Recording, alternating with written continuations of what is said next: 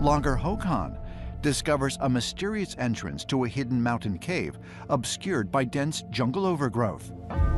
The cliffs leading down to the entrance are so steep he cannot explore it further, but he notes its location. Nearly 2 decades later, the British Cave Research Association finally explores the cave. What the team discovers is astounding. It is the largest underground chamber on the planet. It's not just a cave. It's an actual world in Vietnam.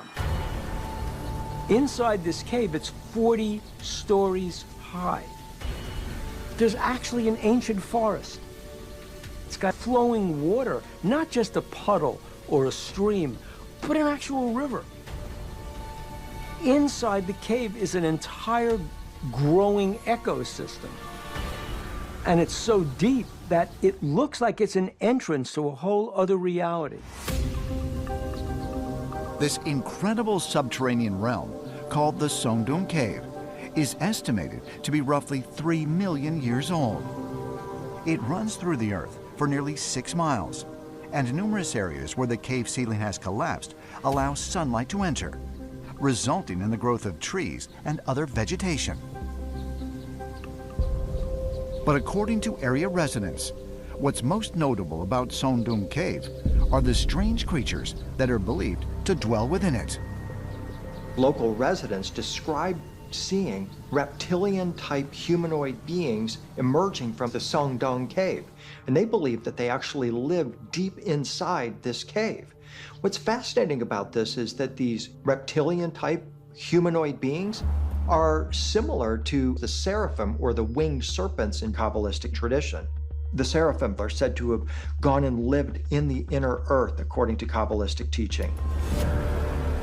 Is it possible that reports of reptilians at Sơn Đoòng Cave are encounters with beings from inner Earth? While it may sound too incredible to be true, there have been reports that during the Vietnam War in the 1970s, U.S. soldiers encountered what they described as upright lizards inhabiting caves. And accounts of reptilian beings existing in underground caverns can be found all across the globe, even on the other side of the world, in Cusco, Peru. Throughout Peru and around Cusco particularly, there are many, many stories of a tunnel system that has something to do with serpent deities, which they call the Amaru there. The Peruvian authorities themselves decided it was too dangerous for people to go into these tunnels, so they looked for all of the entrances they could around Cusco, and they sealed them up. And this is a well-known story within Peruvian history. While there have been many reports from around the world of human-like reptilians, there is another inner Earth entity described in the Zohar that is even more commonly witnessed in modern times. According to Zoharic literature, there are beings inside the earth having large black eyes and a nose that leaves only 2 dark holes on the face. Now that corresponds to things that we've heard about these, for lack of a better word, ETs.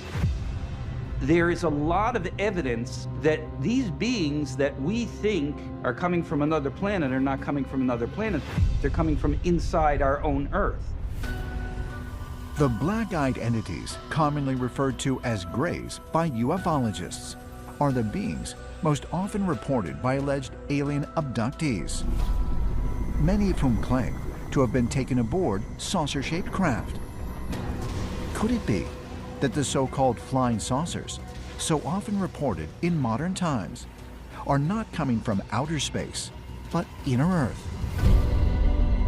According to some ancient astronaut theorists, this notion is supported by numerous accounts of UFOs that are seen disappearing into the landscape, and sometimes even flying directly into mountains.